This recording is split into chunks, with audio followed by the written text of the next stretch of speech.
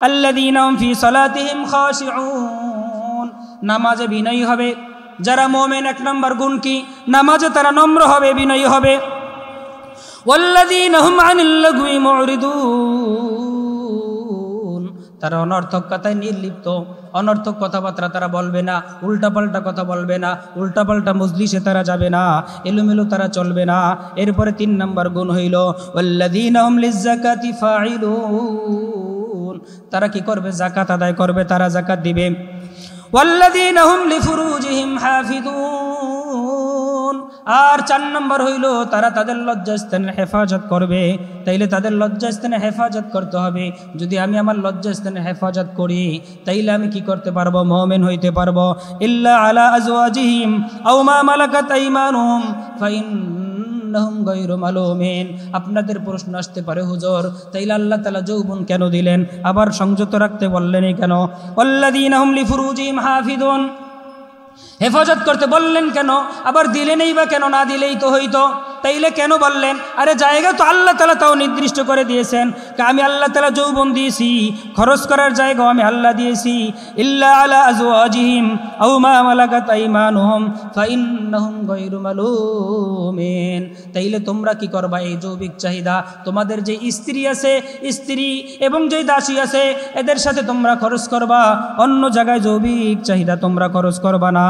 ফামান ইবতাগা ওয়ারাআ যালিকা ফাউলাইকা হুমুল আদুন। এছাড়া যদি অন্য জায়গায় তোমরা যৌবন খরচ করো তাইলে তোমরা হইবা সীমা লঙ্ঘনকারী, তোমরা হইবা জালেম। তাইলে কি হইল? আমি আমার লজ্জাস্থানের হেফাজত রাখবো। আল্লাহ রসুল সাল্লাল্লাহু আলাইহি সাল্লাম বলেন, মাইয়াজমান লি মা বাইনা লিহিয়াইহি ওয়া মা বাইনা রিজলাইহি আজমান লাহুল জান্নাহ। কোন ব্যক্তি যদি 2টা জিনিসের জিম্মাদারি দিতে পারে, আল্লাহ তাআলা তার জন্য জান্নাতের জিম্মাদারি নিয়ে নেবেন। একটা হইছে মাইয়াজমান লি মা বাইনা লিহিয়াইহি ওয়া মা বাইনা রিজলাইহি, 2 চোয়ালের মাঝখানে যে মুখটা আছে, এই মুখ যে ব্যক্তি হেফাজত করতে পারবে। আর 2 রিজলাইহি, 2 রানের মাঝখানে, 2 পার মাঝখানে যে লজ্জাস্থান আছে, 2টা জিনিসকে যদি যেই ব্যক্তি হেফাজত করতে পারবে, তাহলে মুখের হেফাজত, লজ্জাস্থানের হেফাজত যে ব্যক্তি করতে পারবে, আল্লাহর রাসূল বলেন আজমান লাহুল জান্নাহ, আমি পয়গম্বর তার জন্য জান্নাতের গ্যারান্টি নিয়ে নিলাম। ওয়াল্লাযীনা হুম লিআমানাতিহিম ওয়া আহদিহিম রাউন ওয়াল্লাযীনা হুম আলা সালাওয়াতিহিম ইউহাফিযুন, যে ব্যক্তি ওয়াদাকে পুরা করে, কি করে? ওয়াদিম রাউন, আর যে ব্যক্তি আমানত ঠিক রাখে। এই 60টা গুণ, 7টা গুণ যার ভিতরে থাকবে। 1 নম্বর, যে ব্যক্তি কি করবে? নামাজে মনোযোগী হবে। 2 নম্বর, যে ব্যক্তি কি করবে? অনর্থক কথায় নির্লিপ্ত, ফাহিশা কথার ভিতরে ঢুকবে না, যাবে না। 3 নম্বর হইল যে ব্যক্তি যাকাত প্রদান করবে, যাকাত দিবে। 4 নম্বর, যে ব্যক্তি লজ্জাস্থানের হেফাজত করবে। 5 নম্বর, ওয়াল্লাযীনা হুম লিআমানাতিহিম ওয়া আহদিহিম রাউন, যারা আমানতের হেফাজত করবে, আমানত ঠিকমতো করবে, ঠিকমতো দিবে, সব কিছু করবে। ওয়া আহদিহিম রাউন, ওয়াদাকে পুরা করবে। ক্বালা রাসূলুল্লাহি সাল্লাল্লাহু আলাইহি ওয়াসাল্লাম, ক্বালা রাসূলুল্লাহি সাল্লাল্লাহু আলাইহি ওয়াসাল্লাম, ইযা সাররাতকা হাসানাতুকা ওয়াসাআতকা সাইয়্যাতুকা ফাআনতা মুমিন। যদি তুমি কোথাও কোনো ভালো কাজ হইতে দেখো, এই ভালো কাজ যদি তোমার কাছে ভালো লাগে তাইলে তুমি মুমিন। আর তোমার যদি কোথাও খারাপ কাজ হইতে দেখো, এই খারাপ যদি তোমার কাছে খারাপ লাগে তাইলে তুমি মুমিন। তাইলে মসজিদ নির্মাণ করা, মাদ্রাসা দেওয়া, মাহফিলের আয়োজন করা, এগুলা ভালো কাজ। এই ঘন ঘন মাহফিল যার কাছে ভালো লাগে, তোমার কাছে যদি ঘন ঘন মাহফিল হওয়া ভালো লাগে, তুমি মুমিন। আলেম ওলামা তোমার কাছে যদি ভালো লাগে তাইলে তুমি মুমিন। মাদ্রাসার তালিবুল ইলমদেরকে তোমার কাছে ভালো লাগে তাইলে তুমি মুমিন। বেশি বেশি ঘন ঘন মাদ্রাসা হইতেছে, তালিম বাড়তেছে, তোমার কাছে ভালো লাগে, তুমি মুমিন। মসজিদ হইতেছে, মেহনত চলতেছে, মসজিদ ভালো লাগে, তুমি মুমিন। আর যত ইসলাম বিরোধী যত কাজ আছে, এই কাজগুলা যখন তুমি হইতে দেখো, নাচ গান হইতে দেখো, যাত্রার প্যান্ডেল হইতে দেখো, উল্টা পাল্টা যা কিছু শরীয়ত বিরোধী হইতে দেখো, এটা যদি তোমার কাছে খারাপ লাগে তাইলে তুমি মুমিন। ইযা সাররাতকা হাসানাতুকা ওয়াসাআতকা সাইয়্যাতুকা ফাআনতা মুমিন। তাইলে যদি ভালো কাজ আমার কাছে ভালো লাগে আর খারাপ কাজ যদি আমার কাছে খারাপ লাগে তাহলে আমি মুমিন। আর যদি দেখি যে না, ভালো কাজ আমার কাছে ভাল লাগে না, মসজিদ আমার কাছে ভাল লাগে না, মাদ্রাসা আমার কাছে ভাল লাগে না, ঘন ঘন মাহফিল আমার কাছে ভাল লাগে না, ওয়াজের আয়োজন করা আমার কাছে ভাল লাগে না, দাওয়াত ও তাবলীগ আমার কাছে ভাল লাগে না, আলেম ওলামা আমার কাছে ভাল লাগে না, দাড়ি টুপি আমার কাছে ভাল লাগে না, তাইলে বোঝা যাবে তোমার ইমানের ভিতরে ভেজাল আছে। এই জন্য দোস্ত হাবাব, আজকে আলোচনার বিষয়বস্তু হইল সূরাতুল মুমিনুন, সূরাতুল মুমিন। কারা মুমিন আর কারা মুমিন না, এই বিষয়ে আজকে আলোচনা। যতটুকু সম্ভব হয়, যতটুকু সময় আছে এর ভিতরে আমি চেষ্টা করব ইনশাআল্লাহ। তাইলে মুমিন কারা, মুমিন না কারা, ঈমানের গুণ কি, মুমিন হওয়ার পরিচয় কি কি, এই জিনিসগুলো আমাদের জানার দরকার আছে। অনেক সময় দেখবেন মাদ্রাসায় তালিবুল ইলমদেরকে পড়ায়, ছাত্রদেরকে পড়ায়, 3 জিনিসের নাম কি? পূর্ণ ঈমান বলে আল ঈমানু ইকরারুম বিল লিসান ওয়া তাসদীকুম বিল জানান ওয়া আমালুম বিল আরকান। জবানে বলা, অন্তরে বিশ্বাস করা, কাজে পরিণত করা। তাইলে জবানে বলা, জবানে আমরা সকলেই পড়ে নিয়েছি লা ইলাহা ইল্লাল্লাহ মুহাম্মাদুর রাসূলুল্লাহ। অন্তরে বিশ্বাস করেছি আল্লাহ ছাড়া কোনো মাবুদ নাই, হযরত মুহাম্মদ মুস্তাফা সাল্লাল্লাহু আলাইহি ওয়াসাল্লাম আল্লাহ তাআলার বান্দা এবং রাসূল। তাইলে জবানে আমরা বলেছি ঠিক আছে, অন্তরে বিশ্বাস করেছি এটাও ঠিক আছে, কিন্তু কাজে পরিণত এখনো করতে পারি নাই। কাজের লাইনে আমরা অনেক পিছনে আছি। কারণ কি? পিছনে থাকার কারণ হইল আমার মাথা থেকে পা পর্যন্ত নবীজির সুন্নত দিয়ে ঢাকা নাই।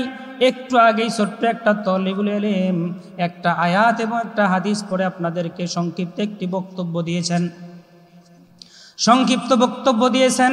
এই বক্তব্যের ভিতরে আল্লাহর রাসূল সাল্লাল্লাহু আলাইহি ওয়াসাল্লামের আখলাক সম্পর্কে যে আয়াতটা পড়েছেন, যে আমাদের আখলাক কীরকম হওয়া দরকার, আমাদের আখলাকটা কীরকম হওয়া দরকার।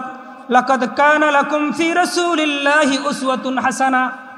আখলাকের ব্যাপারে উসওয়াতুন হাসানা, উত্তম আখলাক ছিলেন নবী মুহাম্মদুর রাসূলুল্লাহ সাল্লাল্লাহু আলাইহি ওয়াসাল্লাম। নবীজি হলো আমাদের উত্তম আদর্শ, আল্লাহর রাসূল সাল্লাল্লাহু আলাইহি সাল্লাম আমাদের হলো উত্তম মডেল। কিন্তু দোস্ত, আজকে মুসলমান, আমি আমার নবীকে উত্তম আদর্শ বানাইতে পারি নাই, আমি আমার নবীকে উত্তম মডেল বানাইতে পারি নাই।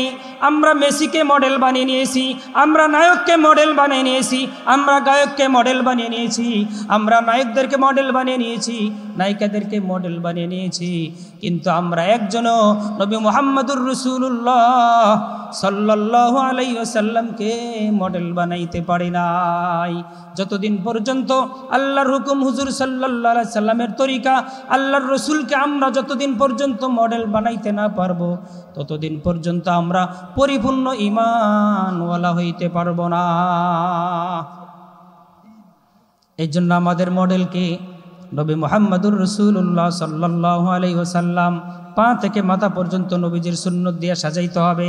মাথায় টুপি আছে, টুপি দেখলে ভালো লাগে, কারণ এই টুপি তো আমার পয়গম্বর পরছেন, পয়গম্বর মাথায় টুপি দিছেন, টুপিওয়ালা আমার কাছে ভালো লাগে। পয়গম্বর মাথায় পাগড়ি পেঁচাইছেন, পাগড়িওয়ালা আমার কাছে ভালো লাগে। পয়গম্বর নিসফেসাক জামা গাই দিয়েছেন, আমার কাছে নিসফেসাক জামা ভালো লাগে। তাইলে পয়গম্বর দস্তরখান বিছায় খানা খাইছেন, আমার কাছে দস্তরখান বিছায় খানা খাওয়া ভালো লাগে। তাইলে প্রত্যেকটা কাজ আল্লাহর হুকুম, হুজুর সাল্লাল্লাহু আলাইহি সাল্লামের তরিকা অনুযায়ী যদি আমি পালন করতে পারি, তাইলে আমি মুমিনের ভিতরে ঢুকতে পারবো। আর যদি আমি না পারি, মুমিনের খাতা থেকে আমি দূরে সরিয়ে যাব। এই জন্য দোস্ত আহবাব, আল্লাহর রাসূল সাল্লাল্লাহু আলাইহি ওয়াসাল্লাম বলেন, ইদা সাররাতকা হাসানাতুকা ওয়া সাআতকা সাইয়্যাতুকা ফাআনতা মুমিন। তাইলে ভালো কাজ যদি কোথাও দেখি, এটা আমার কাছে ভালো লাগা মুমিনের আলামত। আর যদি কোথাও খারাপ কাজ হইতে দেখি, এই খারাপ কাজ যদি আমার কাছে খারাপ লাগে, এটা হইল মুমিনের আলামত। আর আজকে আলোচনার বিষয়বস্তু হয়েছে সূরাতুল মুমিন। তাইলে ঈমানের স্তর আছে, ঈমানের অনেক স্তর আছে, সবগুলা আলোচনা করা সম্ভব হবে না, কারণ আমার আয়াতের ভিতরে, সূরার ভিতরে আমাকে ঢুকতে হবে। এরপরে একটু আমি আপনাদেরকে বোঝানোর জন্য বলতেছি, কিতাবের ভিতরে আসছে ঈমানের স্তর হইল 5টা। 1 নম্বর ঈমান, ঈমানে মাহফুজ। 2 নম্বর ঈমান, ঈমানে মাসুম। 3 নম্বর ঈমান হইছে ঈমানে মকবুল। 4 নম্বর ঈমান হইছে ঈমানে মওকুফ।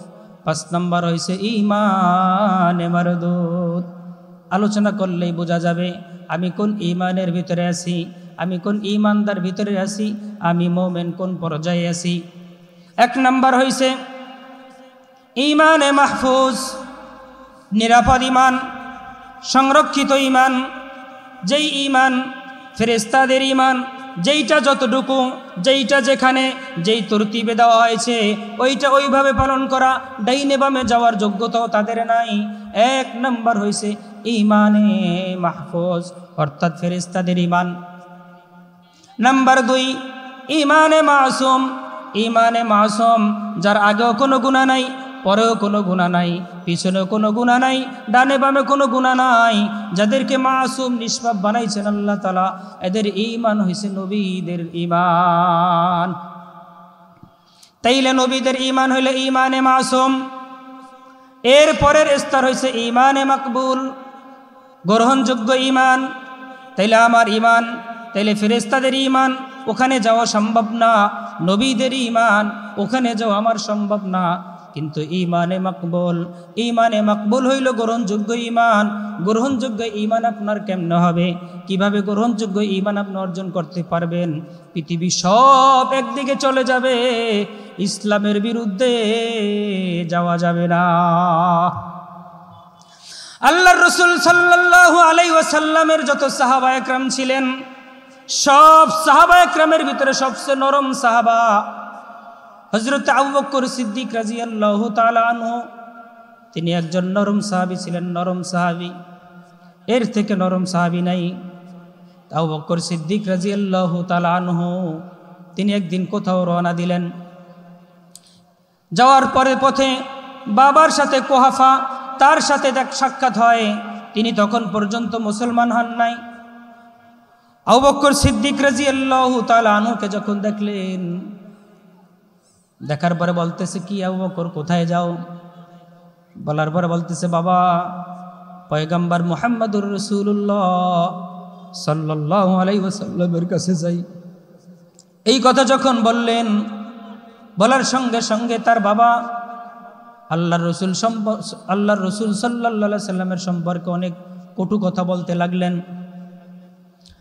আবু বকর সিদ্দিক রাদিয়াল্লাহু তাআলা আনহু নরম মানুষ, বাবাকে বলতেছে, বাবা নবীর আর গালি দিবেন না, নবীর ব্যাপারে কটু কথা বলবেন না বাবা, আপনাকে সতর্ক করে দিলাম, আপনি আমার বাবা হইতে পারেন, কিন্তু আমার নবীর চাইতে আপনাকে বড় মনে করব না। আমার নবীর উপর গালি দিলে, আমার নবীকে কটু কথা বললে বাবা আমি আবু বকর সহ্য করে নিব না। এই কথা বলার পরেও যখন তার বাবা আল্লাহর রাসূল সাল্লাল্লাহু আলাইহি সাল্লামের সম্পর্কে কটু কথা বললেন, সঙ্গে সঙ্গে আবু বকর সিদ্দিক রাদিয়াল্লাহু তাআলা এমন একটা ঘুষি দিলেন, এক ঘুষিতে তার বাবা জমিনে পড়িয়া গেলেন। বাবাকে ঘুষি দিয়া জমিনে ফেলাই দিছে। বাবা শোন থেকে উঠা, কিরে আমি বাবার গায়ে তুই হাত দিলি, দাঁড়া। হাঁটতে হাঁটতে আল্লাহর রাসূল সাল্লাল্লাহু আলাইহি ওয়াসাল্লামের কাছে চলে গেলেন। যাওয়ার পরে অনেক কথা বলতেছেন, হে মুহাম্মদ, আমার কুপুত্র আবু বকরিয়া তোর নাকি সাগরেত, আমাকে কি করছে? আমি বাবা আমাকে ঘুষি দিয়ে জমিনে ফালাইয়া দিছে। আল্লাহর রাসূল সাল্লাল্লাহু আলাইহি ওয়াসাল্লাম বলেন, কি বলেন? আবু বকর নে আপনারে ঘুষি দিছে? হ্যাঁ হ্যাঁ হ্যাঁ, আবু বকর আমার সন্তান, আমাকে ঘুষি দিয়েছে, আমি তার বাবা। আপনি কিছু বলেন না? কয় না, বলি নাই। আপনি কিছু বলেন নাই? আমরা বলি নাই। এই কথার ভিতরে আবু বকর সিদ্দিক রাদিয়াল্লাহু তাআলা আনহু কি করলেন? চলে আসলেন। আসার পরে বলতেছে, আবু বকর তোমার বাবা আসছে তোমার বিরুদ্ধে নালিশ করছে, তোমার বাবার কথা কি সত্য? তুমি কি তোমার বাবাকে ঘুষি দিছো? তোমার বাবাকে নাকি ঘুষি দিয়ে জমিনে ফালায় দিছো? এই কথা যখন বললেন সঙ্গে সঙ্গে আবু বকর সিদ্দিক রাদিয়াল্লাহু তাআলা আনহু বলতেছেন, ইয়া রাসূলুল্লাহ ইয়া হাবিবাল্লাহ লাউ কানা ইনদি সাইফ লা দারাবতু উনুকাহু। ইয়া রাসূলুল্লাহ, আমার হাতে তলোয়ার ছিল না, ওই সময় তলোয়ার ছিল না। আমার হাতে যদি তলোয়ার থাকতো আমি আমার বাবার কল্লাকে দুইটা টুকরা করিয়া দিতাম, কারণ আমার বাবা হইতে পারে, কিন্তু পয়গম্বর আমার বাবা আপনার সামনে কটূক্তি করেছে, আপনাকে নিয়ে ব্যঙ্গচিত্র করেছে, আপনাকে নিয়ে কটু কথা বলেছে, আপনার চাইতে আমার বাবা কোনোদিন বড় হইতে পারে না। পয়গম্বর আমার হাতে তলোয়ার ছিল না, আমার হাতে যদি ওই সময় তলোয়ার থাকতো আমি আমার বাবার কল্লা দুইটা টুকরা করে দিতাম। কি দোস্ত, আজকে তো আলেমদের বিরুদ্ধে কথা বলিয়া ফালাই, ওলামাদের বিরুদ্ধে তো আজকে কথা বলিয়া ফালাই। কারণ কি? আরে দলের গায়ে লাগছে এই জন্য বলিয়া ফালাই। দলের গায়ে পড়ছে, দল আমার বড় হয়ে গেছে, আলেম ওলামার আমাদের পিছনে পড়িয়ে গেছে, এই জন্য আলেমদের বিরোধিতা করি। দোস্ত, আলেমদের বিরোধিতা করিয়া কোনো লাভ নাই, কোনো ফায়দা নাই। কারণ কি? আলেমদের বিরোধিতা করিয়া কোনো লাভ নাই। ছোট্ট একটা মিসাল দেই তাইলেই বুঝবেন। দুই বন্ধু একসাথে চলাফেরা করে, খুবই ভালো মানুষ, একবারে মিল মোহাব্বতের সাথে চলে। হঠাৎ দুই বন্ধুর ভিতরে একটু মতানৈক্য হয়ে গেছে, তর্ক বিতর্ক হয়ে গেছে।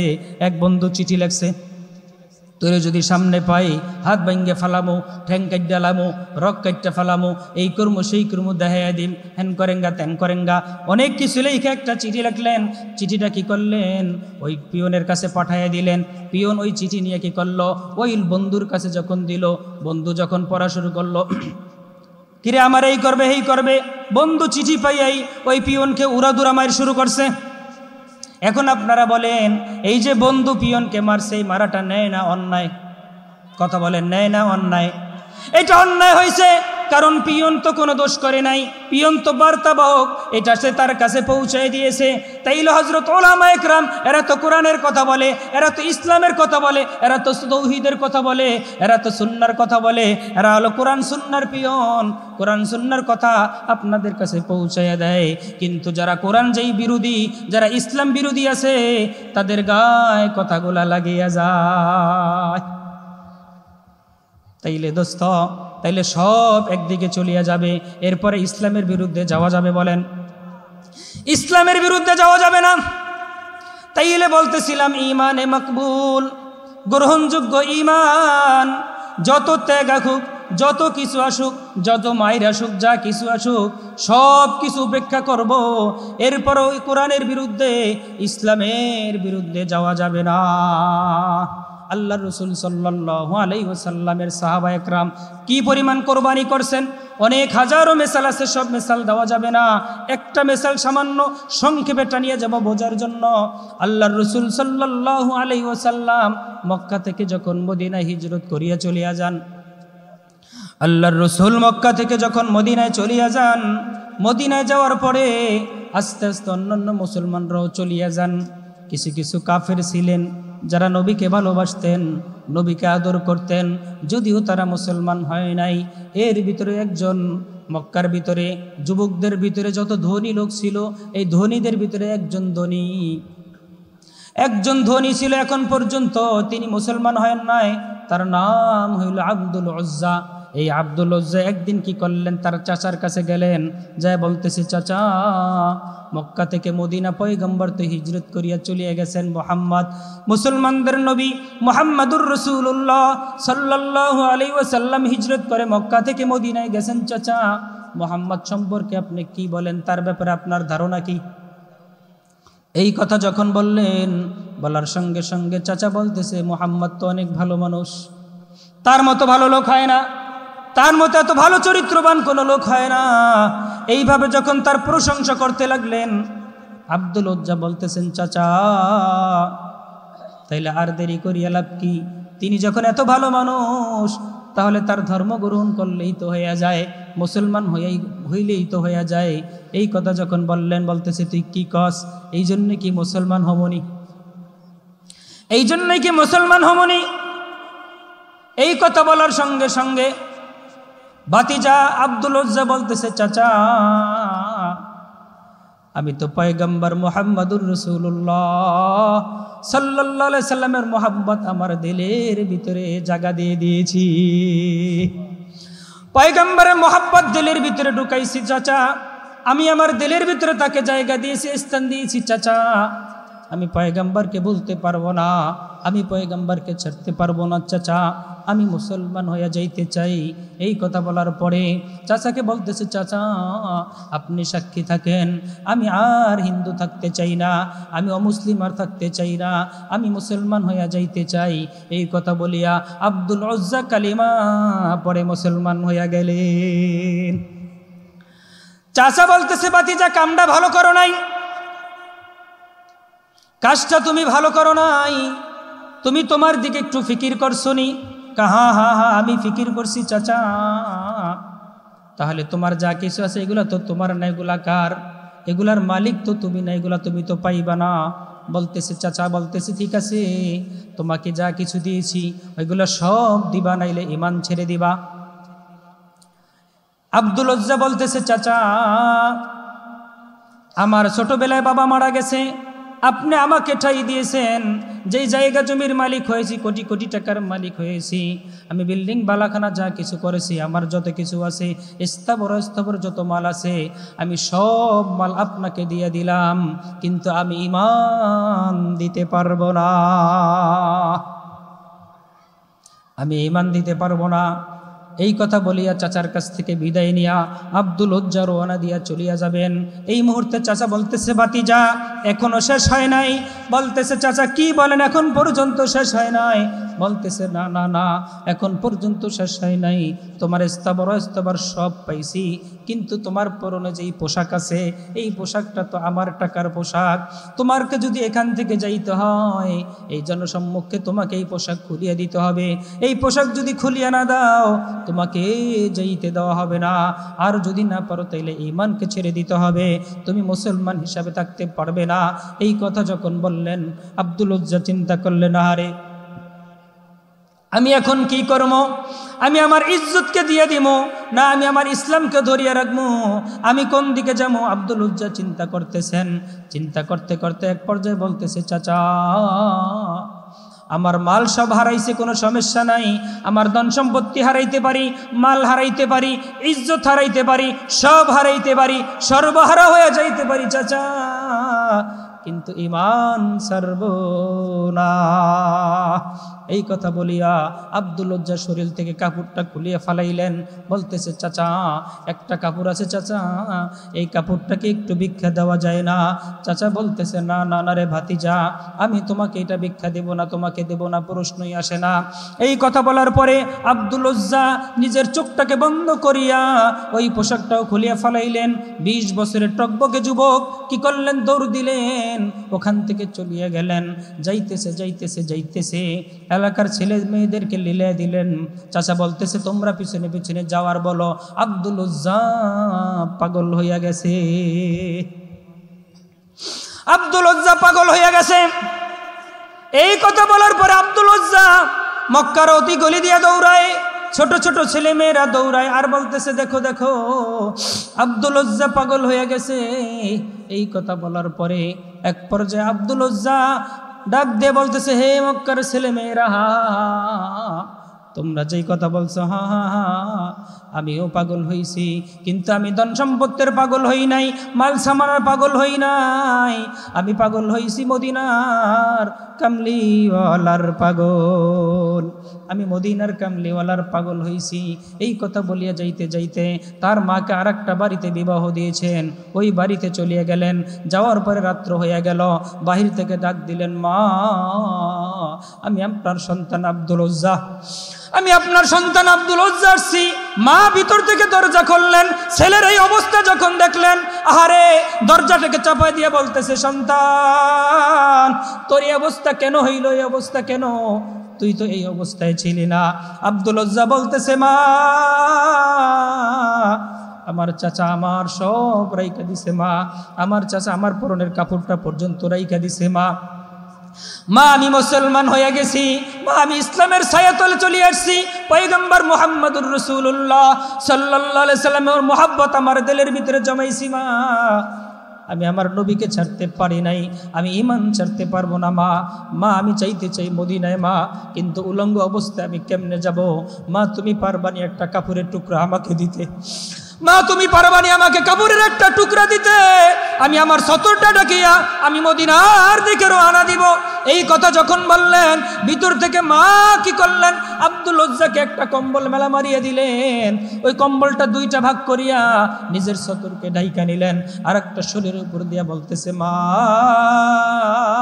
বিদায় দাও মা, আর মক্কা থাকবো না মা, আমি মদিনায় যাইতে চাই মা, আমি আমার পয়গম্বরের সাথে দেখা করতে চাই।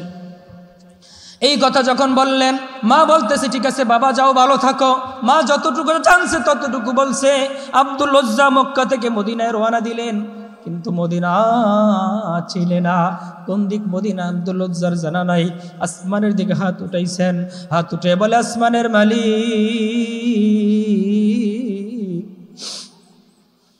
তোমার দিন গ্রহণ করছি আল্লাহ। আল্লাহ আমার সব কিছু রাইখা দিছে। আল্লাহ আমি তো মদিনায় যাইতে চাই, মদিনার কামলিওয়ালা নবীর কাছে দেখা করতে চাই, পয়গম্বরের কাছে দেখা করতে চাই, কিন্তু মদিনা কোন দিকে আমার তো জানা নাই। আল্লাহ তুমি আমাকে মদিনায় যাওয়ার ব্যবস্থা করে দাও, আমার রাস্তাকে আল্লাহ তুমি সহজ করে দাও। এই কথা বলিয়া তার দিল যেদিকে টানছে ওই দিকেই তিনি রওনা দিছেন। কিন্তু মক্কা থেকে মদিনা 450 কিলোমিটার রাস্তা, কিন্তু আমার আল্লাহ তাআলা যদি চায় অল্প সময়ে মদিনা পৌঁছাইতে পারে কিনা। আব্দুল উজ্জা যেদিকে দিল টানছে ওই দিকেই রওনা দিছেন। যাইতেছে যাইতেছে যাইতেছে আল্লাহ তাআলা মদিনার পথকে সহজ করে দিলেন। অল্প সময়ের ভিতরে মদিনার বর্ডারে চলিয়ে গেলেন। মসজিদে নববীর কাছাকাছি যখন চলিয়ে গেলেন, সময়টা ফজরের সময় ছিল। মুয়াজ্জিন আযান দেয়, বেলাল হাইয়া আলাস সালাহ হাইয়া আলাল ফালাহ। ওই তো মসজিদে নববী থেকে আজানের আওয়াজ আসতেছে। আজান শুনিয়া আব্দুল উজ্জা মসজিদে নববীর কাছাকাছি চলিয়া গেলেন। একটু ওই সময় অন্ধকার ছিল, দরজার কাছে একটু দূরে নিজেকে গুটাইয়া বসিয়া আছেন। সাহাবারা এক একজন করিয়া করিয়া মসজিদে নববীতে যাইতেছে, কিন্তু কেউ খেয়াল করে নাই যে দরজার পাশে কে বসা আছে। সর্বশেষ যেই লোকটা যাইতেছিলেন তিনি সাধারণ কোনো মানুষ না, দোজাহানের সরদার সাইয়্যিদুল কাউনাইন রহমাতে দো আলম জনাবে মুহাম্মদুর রাসূলুল্লাহ সাল্লাল্লাহু আলাইহি ওয়াসাল্লাম। তিনি কি করলেন, মসজিদে নববীতে ঢুকবেন। যখন ডান দিকে খেয়াল করলেন, দেখতেছেন কে যেন গুটকি মারিয়ে বসিয়ে আছে। জিজ্ঞাসা করছে, মান আংতা, কে তুমি, কি তোমার নাম, কি তোমার পরিচয়, এইভাবে তুমি বসিয়ে আছো কেন? ওখান থেকে জবাব দিল, আনা আব্দুল উজ্জা, পয়গম্বর আমি আব্দুল উজ্জা। আল্লাহর রাসূল জিজ্ঞাসা করলো, কোন আব্দুল উজ্জা? আব্দুল উজ্জা আবার কে? আল্লাহর রাসূল সাল্লাল্লাহু আলাইহি ওয়াসাল্লাম যখন জিজ্ঞাসা করলেন, আব্দুল উজ্জা কোন? আব্দুল উজ্জা, ইয়া রাসূলুল্লাহ আমি তো মক্কার আব্দুল উজ্জা।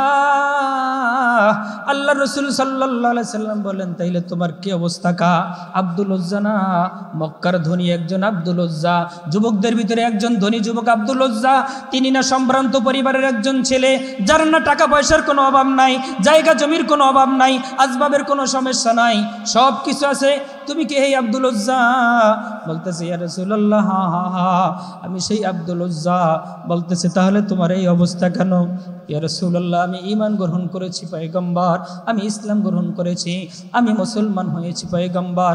আমি মুসলমান হয়েছি এই জন্য আমার চাচা সব রাইখা দিছে, আমার মার থেকে একটা কাপড় চাইয়া পয়গম্বর আসছে, আমি সব ছাড়ছি, সর্বহারা হয়েছি পয়গম্বর, ঈমান ছাড়ি নাই, এখানে বসে আছি।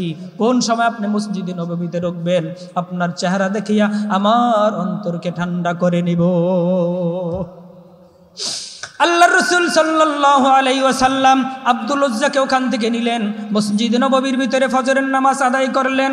মসজিদে নববীর ভিতরে ফজরের নামাজ আদায় করার পরে সাহাবায়ে কেরামদেরকে নিয়ে যখন বসলেন, বসার পরে সাহাবায়ে কেরামদেরকে বলতেছেন, হে সাহাবায়ে কেরাম তোমরা তাকে চিনুনি? ইয়া রাসূলুল্লাহ হ্যাঁ হ্যাঁ চিনি তো, ইনি না মক্কার আব্দুল উজ্জা, তিনি না সম্ভ্রান্ত পরিবারের ছেলে, যার টাকা পয়সার অভাব নাই, ধনীদের ভিতরে একজন ধনী, কোনো জিনিসের কমতি নাই। আল্লাহর রাসূল সাল্লাল্লাহু আলাইহি সাল্লাম বলেন, হ্যাঁ সাহাবারা অনেক কিছুই ছিল, কিন্তু সে এখন মুসলমান হওয়ার কারণে তার চাচা সব রাখিয়ে দিয়েছে, এখন নিঃস্ব হয়ে গেছে, তার কিছুই নাই। এই কথা বলার পর আল্লাহ রসুল সাল্লাল্লাহু আলাইহি ওয়াসাল্লাম বলতেছেন, হে সাহাবায়ে কেরাম, তোমরা তাকে আর আব্দুল উজ্জা বলে ডাকবা না, আজকে আমি পয়গম্বর তার নাম রাইখা দিলাম আবদুল্লাহ। তার নাম হলো আব্দুল্লাহ। আব্দুল উজ্জা মানে তাদের উজ্জার বান্দা, লাত এবং উজ্জা ছিল তাদের দেবদেবীর নাম, এই জন্য নাম রাখছে আব্দুল উজ্জা। এখন নাম রাখছে আব্দুল্লাহ, মানে আল্লাহ তাআলার বান্দা। নাম রাখার পরে একজন সাহাবাকে বলতেছেন, তুমি আমার বাসার ভিতরে যাও, আমি যেই কাপড় পরিধান করি এর থেকে এক জোড়া পোশাক নিয়ে আসো। ওই সাহাবা ঘরের ভিতরে গেলেন, আসিয়া কি করলেন, এক জোড়া পোশাক আনিয়ে তাকে দিলেন। আল্লাহর রাসূল সাল্লাল্লাহু আলাইহি সাল্লাম নিজের এক জোড়া পোশাক তাকে হাদিয়া দিলেন। বলতেছে, তুমি মসজিদের নববীতেই থাকো। আল্লাহর রাসূল সাল্লাল্লাহু আলাইহি সাল্লাম তার দেখাশোনা করেন। এইভাবে চলতে চলতে কিছুদিন যাওয়ার পরে হঠাৎ জিহাদের ডাক চলে আসলো, জিহাদের ভিতরে বাহিনী পাঠাইবেন। আল্লাহর রাসূল সাল্লাল্লাহু আলাইহি সাল্লাম সাহাবাদেরকে জমা করতেছেন। প্রতিমধ্যেই আব্দুল্লাহ মারা গেলেন। আব্দুল্লাহ যখন মারা যান, এরপরে যখন তাকে মদিনায় নিয়ে আসা হয়, মদিনায় আসার পরে আল্লাহ রসুল সাল্লাল্লাহু আলাইহি সাল্লাম বলতেছেন, হে সাহাবায়ে কেরাম, তোমরা তাকে গোসল দাও, দাফন কাফনের ব্যবস্থা করো, জানাজার নামাজ আমি নিজে পড়াবো। কি পড়াবে? জানাজার নামাজ। আল্লাহ রসুল জানাজার নামাজ পড়াবেন।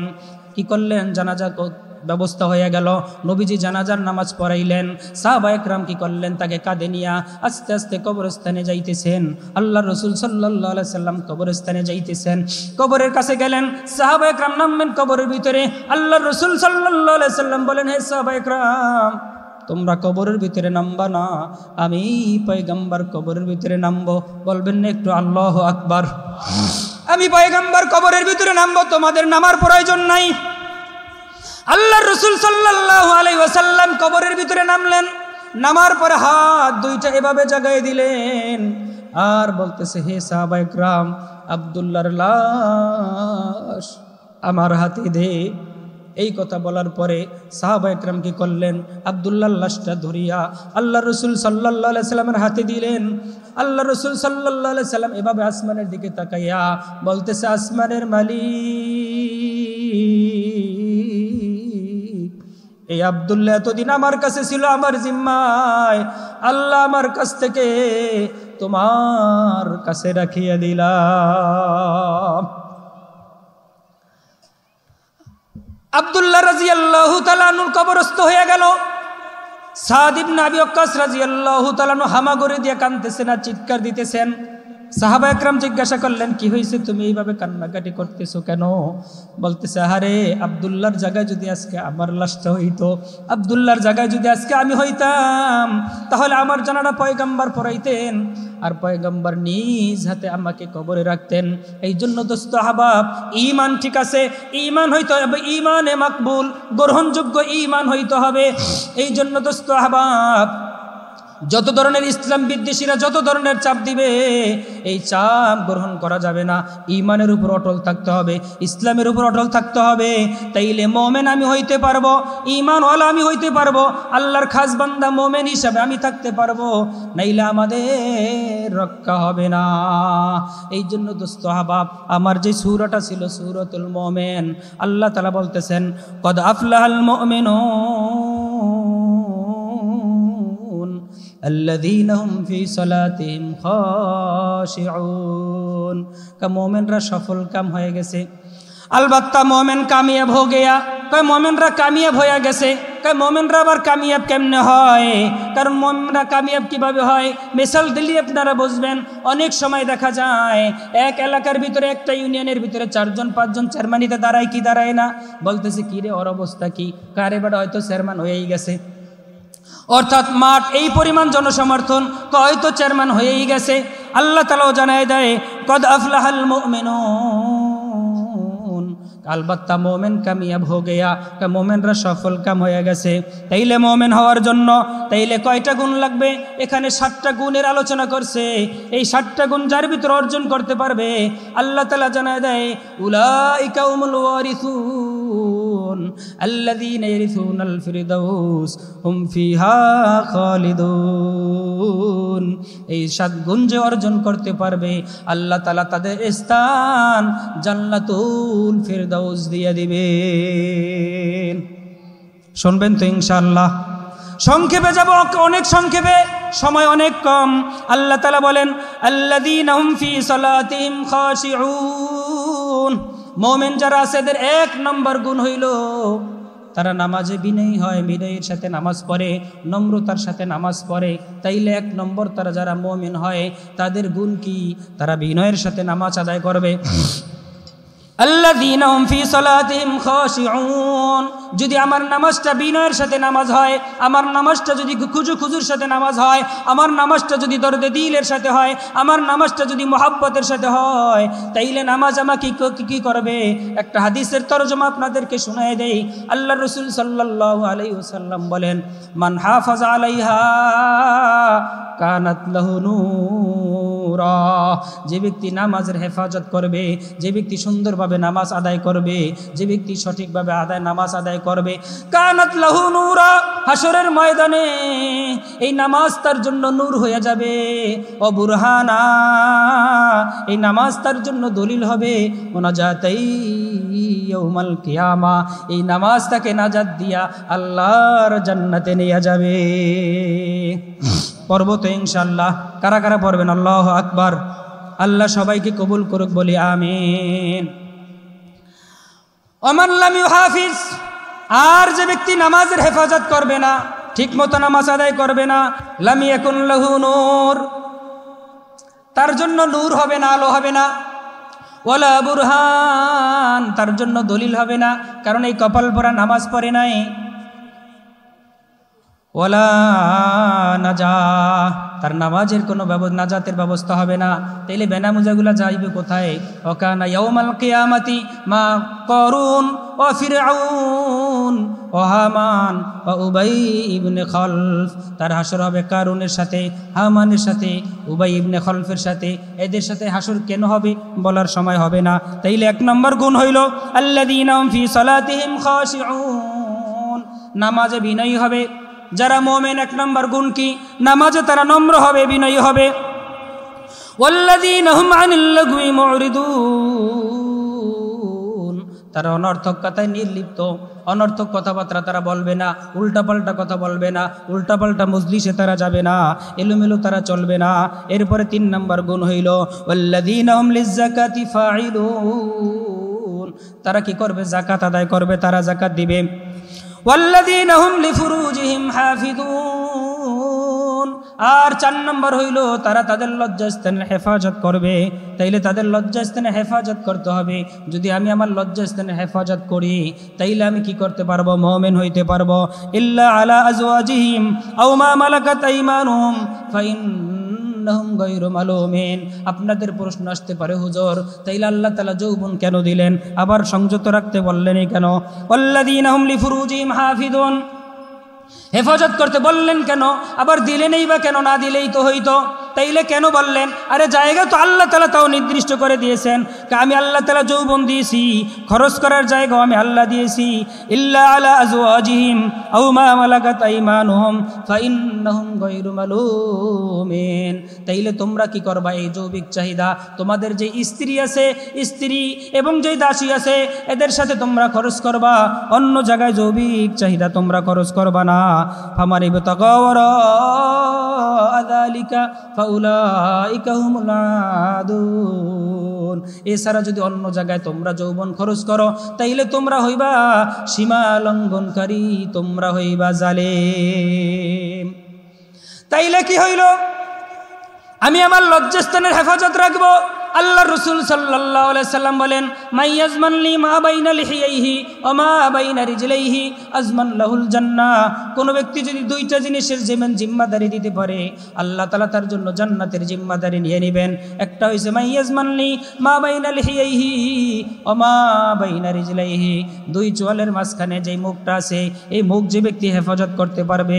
আর 2 রিজলাইহি, 2 রানের মাঝখানে, 2 পার মাঝখানে যে লজ্জাস্থান আছে, 2টা জিনিসকে যদি যেই ব্যক্তি হেফাজত করতে পারবে। তাইলে মুখের হেফাজত, লজ্জাস্থানের হেফাজত যে ব্যক্তি করতে পারবে, আল্লাহর রাসূল বলেন আজমাল্লাহুল জান্নাহ, আমি পয়গম্বর তার জন্য জান্নাতের গ্যারান্টি নিয়ে নিলাম। ওয়াল্লাযীনা হুম লিআমানাতিহিম ওয়া আহদিহিম রাউন ওয়াল্লাযীনা হুম আলা সালাওয়াতিহিম ইউহাফিযুন, যে ব্যক্তি ওয়াদাকে পুরা করে, কি করে? ওয়াহদিহিম রাউন, আর যে ব্যক্তি আমানত ঠিক রাখে।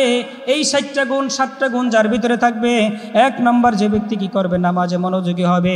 2 নম্বর যে ব্যক্তি কি করবে? অনর্থক কথার নির্লিপ্ত, ফাহিশা কথার ভিতরে ঢুকবে না, যাবে না। 3 নম্বর হইল যে ব্যক্তি যাকাত প্রদান করবে, যাকাত দিবে। 4 নম্বর যে ব্যক্তি লজ্জাস্থানের হেফাজত করবে। 5 নম্বর ওয়াল্লাযীনা হুম লিআমানাতিহিম ওয়া আহদিহিম রাউন, যারা আমানতের হেফাজত করবে, আমানত ঠিকমতো করবে, ঠিকমতো দিবে, সব কিছু করবে। ওয়া আহদিহিম রাউন, ওয়াদাকে পুরা করবে।